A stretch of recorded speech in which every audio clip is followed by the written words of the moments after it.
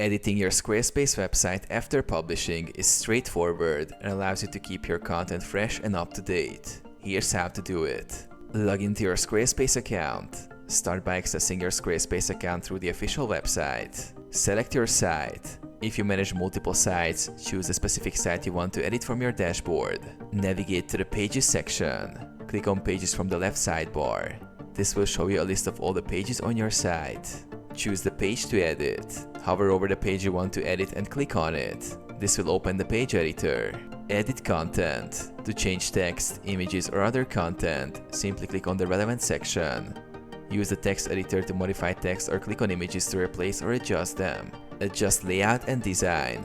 To change the layout or design elements, use the design menu. You can adjust colors, fonts, and other styling options. Preview changes.